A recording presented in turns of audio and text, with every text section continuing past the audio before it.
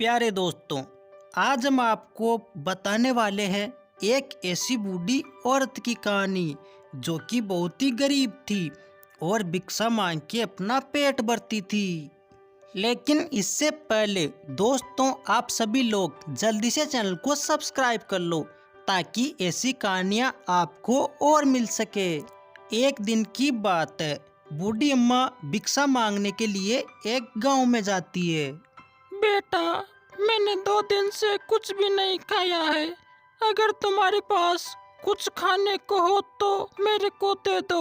मेरे को बहुत जोर की भूख लगी है। अरे माँ जी, आप लेट हो गई। हमने खाना बनाया तो था, लेकिन हम खाना खा गए और अब हमारे पास कुछ नहीं बचा है। कोई बात नहीं बेटा। बस इतना कह के वो बूढ़ी अम्मा वहाँ से चली जाती है।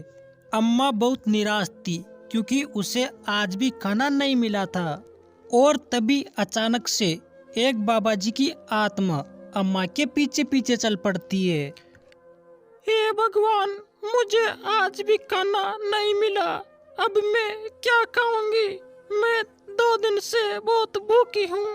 भगवान, मेरी सहायता करो। बूढ़ी अम्मा उदास मन से वापस अपने घर जा रही होती है और तभी अम्मा को एहसास होता है कि उसके पीछे कोई न कोई आ रहा है। अरे, मेरे पीछे किसी के चलने की आवाज कहाँ से आ रही है? माँ जी, जरा रुको, मुझे आपसे कुछ बात करनी है। मेरा नाम संत रविदास है और मैं इसी गांव का निवासी था। थोड़ी देर पहले आप मेरे ही घर पे खाना मांगने गई थी। हाँ रविदास, खाना मांगने गई तो थी, लेकिन तुम्हारे घर पे खाना नहीं मिला। ये सब कह के बूढ़ी अम्मा वहाँ से चल पड़ती है और साथ में एक लकड़ी का टुकड़ा भी ले लेती है ताकि वो सुबह आग ताप सके। अंधेरा बहुत ज्यादा हो गया था और सुनसान रास्ते पर बूढ़ी अम्मा अकेले चलती जा रही थी। उदास मन के साथ बूढ़ी अम्मा अपने घर पहुँचती है और वहाँ जाके वो लकड़ी को साइड में रख देती है और अपने घर में सोने के लिए चली जाती है। लेकिन ये क्या, अम्मा के पीछे पीछे तो बाबा जी की आत्मा भी आ जाती है। माँ जी, मुझे पता है आज आपको मेरे घर पे खाना नहीं मिला, लेकिन आज के बाद आपको किसी के घर भी खाना मांगने की जरूरत नहीं पड़ेगी। ये सब कह के बाबा जी की आत्मा वहाँ से चली जाती है और इधर अम्मा अपने घर में जाके सो जाती है। लेकिन दोस्तों, अब अम्मा के साथ में चमत्कार होने वाला था, क्योंकि थोड़ी देर बाद में ही उस लकड़ी में से एक चुड़ैल बाहर निकलती है।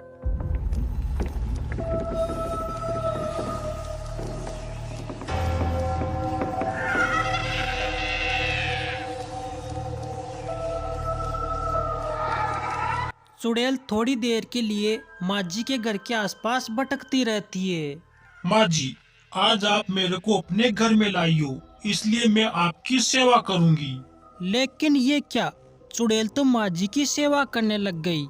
चुड़ैल अम्मा के घर के पास जाती है और वहाँ जाके वो बूढ़ी अम्मा के लिए खाना रख देती है। और सुबह जब बूढ़ी अम्मा उठती है तो उसको सामने खाना दिखता है। खाना देख के बूढ़ी अम्मा सोचने लगती है, अरे, ये मेरे घर के सामने खाना कौन रख के चला गया?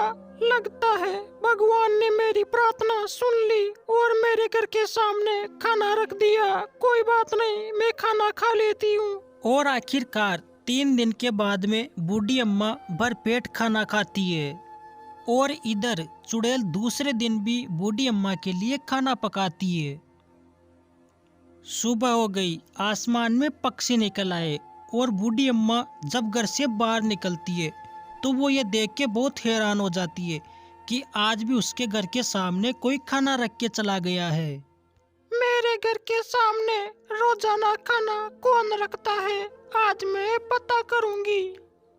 आज तो बूढ़ी अम्मा पता करने वाली थी कि उसके घर पे खाना कौन रख के जाता है, इसलिए वो रात को सोती नहीं है और खिड़की में से बाहर देखने लग जाती है। और तभी रोजाना की तरह वो चुड़ैल लकड़ी में से बाहर निकलती है और बूढ़ी अम्मा के लिए खाना पकाने लग जाती है।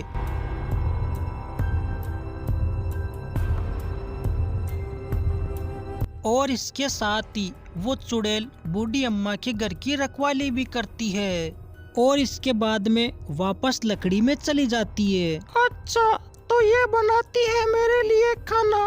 बूढ़ी अम्मा सुबह उठते ही बाबा जी के पास में जाती है और बाबा जी को जाके अपनी पूरी समस्या बताती है।